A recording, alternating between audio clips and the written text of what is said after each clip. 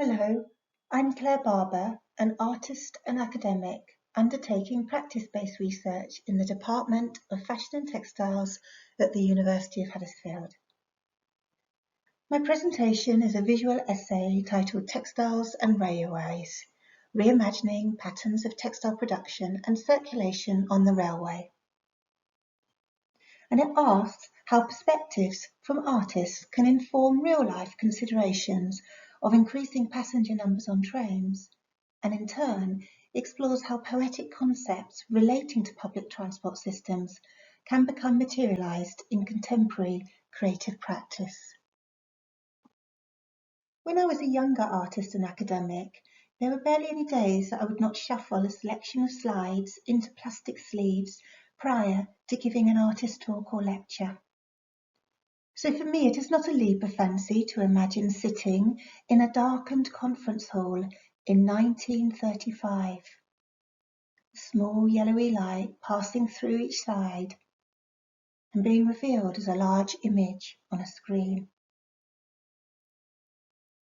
Our speaker is Mr. W. Pritchard. The presentation is titled The Textile Requirements of British Railways. He tells us, so much was drawn from a contribution of textiles on trains that could be appreciated by a single passenger entering into an upholstered compartment, as much as their utility to light lamps, provide dusters, to keep compartments clean, and use in lubricating engine parts. As he talks, I may register names of objects, each serving as real-life examples of textile's significant, but often overlooked, role in maintaining the life of the railway.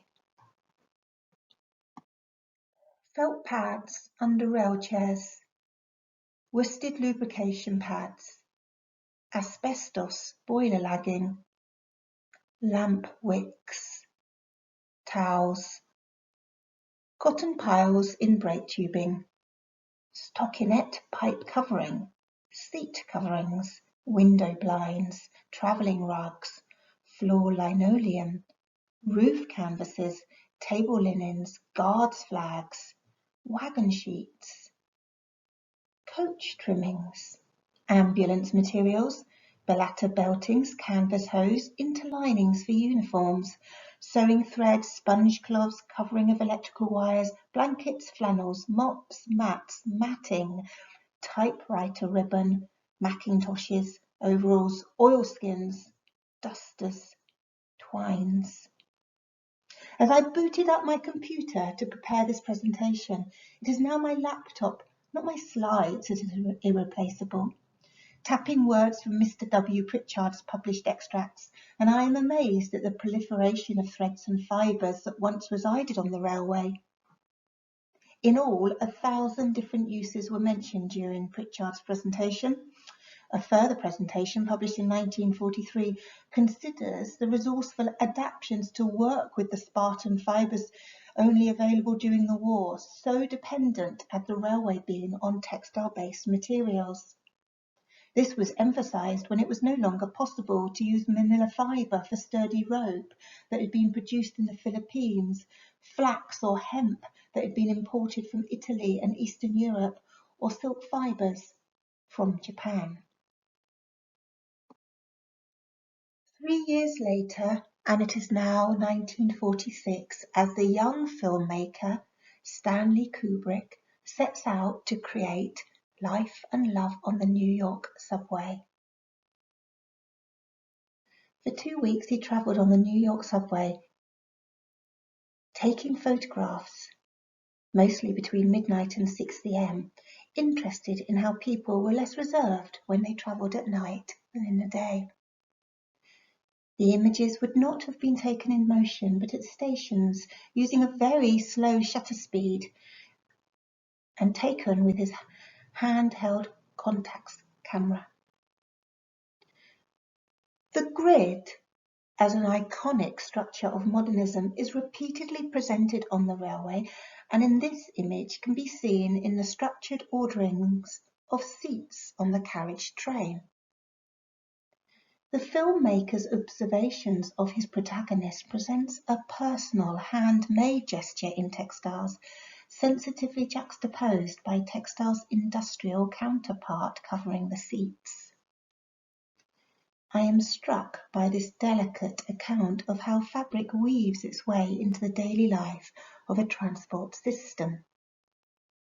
It is a tender image of making textiles on a train.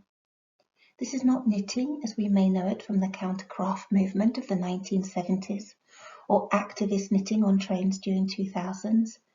This woman is knitting with quiet intent during a period in history when it was common to create hand-knitted items for warmth and for children. The train has become her travelling workshop of sorts and a common sight prior to the 1950s, after which affordable knitting machines were to replace the slower and more mindful necessity to hand knit. As we know from the date of the photograph, the Second World War had only just ended. Interestingly, spies were known to work codes into knitted fabric during the war. Female knitters intentionally dropping a stitch that would be discreetly handed to a soldier sat close by in the train carriage. In this case, textiles, the driver for subversive intent, is made possible due to the female knitter's perceived innocence and the knit's ubiquity. Let's go back even further in history to 1872 to find that the French realist painter James Tissot was similarly interested in capturing a scene of everyday life within a train carriage.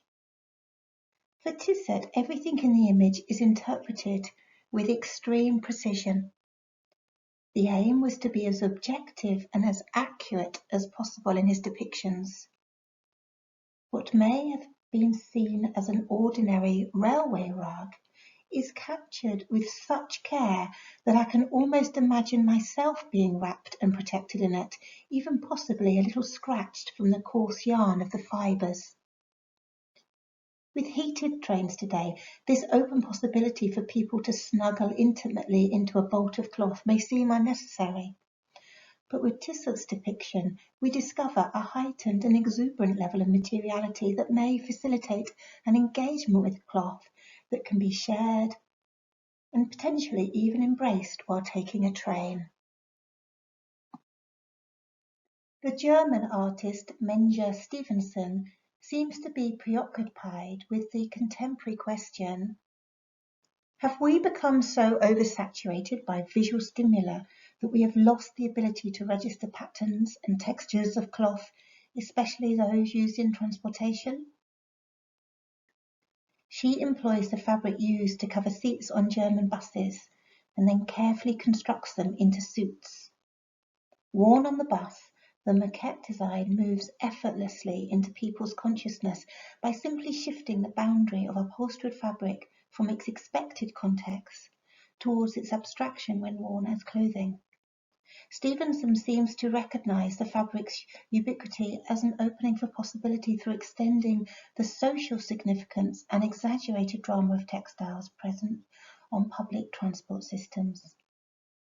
Her intervention becomes a subtle tribute to the fabric we are surrounded by in public places, instinctively replaying the subject of James Tissot's craft in his painting, Gentleman in a Railway Carriage of 1872.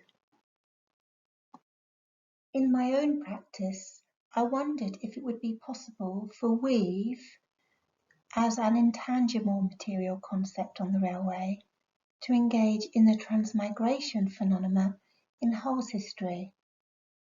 When passengers took their passage via train through Hull during the historical period of 1836 to 1914.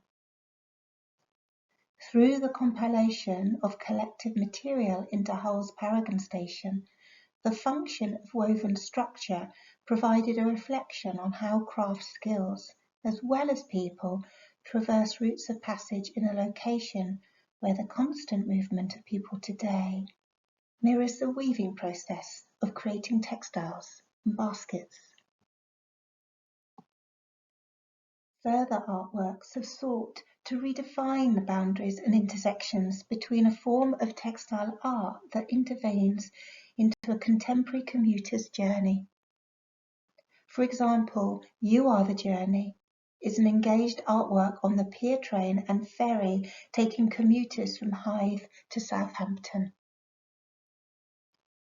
In 2006, the painter R.A. Webb and I developed You Are the Journey after recognising that the Hythe Ferry 10 journey ticket had not been designed professionally and that the social interactions involved in using the ticket might present a potential site for art. Working within the boundaries of transport ticket design, You Are the Journey generated a stream of commuters' texts that helped suggest a series of contemporary social portraits of their community. I considered the metaphorical links between the punch-hole spaces in a ticket to jacquard weaving technology. But is this link overly elusive for many who take the train and may have little understanding of this process of weaving now? How much richer it may be to bring attention to actual textiles used and even produced along the railway, rather than as a metaphor that in itself may have become overstretched, as many of us have little experience of the original meaning. Our sensitivity to the public locations we are confronted by when taking a train may inadvertently draw our attention to cloth we see and wear in our transitional surroundings, sometimes regrettably noticing we are not prepared for the chill of standing at a train station or feeling the coarse texture of moquette upholstery fabric on the back of bare legs, or seeking out a signalman due to his uniform.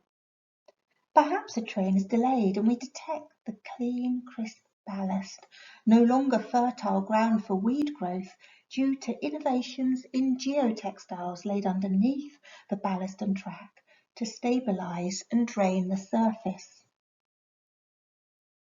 A train approaches and the sound clickety-clack is no longer heard due to innovations of creating ribbons of tracks welded together so smoothly as to soften the motion and sound of the railway.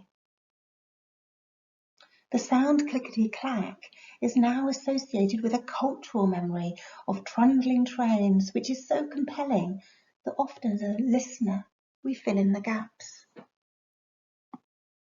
Thus, on the railway, the exchange, circulation, and consumption of textiles has and continues to play a key role. Look through the train windows, once held secure by leather straps, and see names of stations on the Derwent Valley line that lead to textile heritage sites. Or peep up from a phone and see yarn bombing on the Penistone line and wonder at the variety of craft clubs up and down the line, making, talking and joining in. Fabric, man-made and natural, have shaped an experience of a railway line as a space for possibility, opening up new ways of thinking while reconnecting audiences with its history.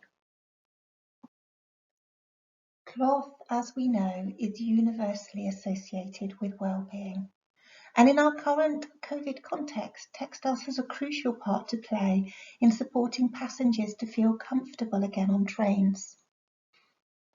I am talking as passenger numbers on community railways are now 15% what they were prior to the pandemic.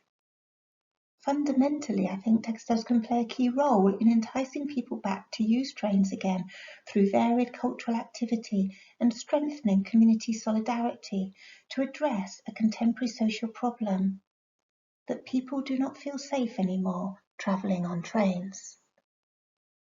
I passionately believe in the creative value of social engagement in public transport contexts, how new perspectives from artists can be of such value when applied to real-life challenges, as well as the more poetic and esoteric concepts and relationships built through rail networks, historically and in contemporary culture, that may reflect on the transient, imaginative and personal issues a journey can provoke. My musings in some way transcend, but also wedded to textiles without necessarily drawing the line between art, craft and social engagement. Thank you for listening.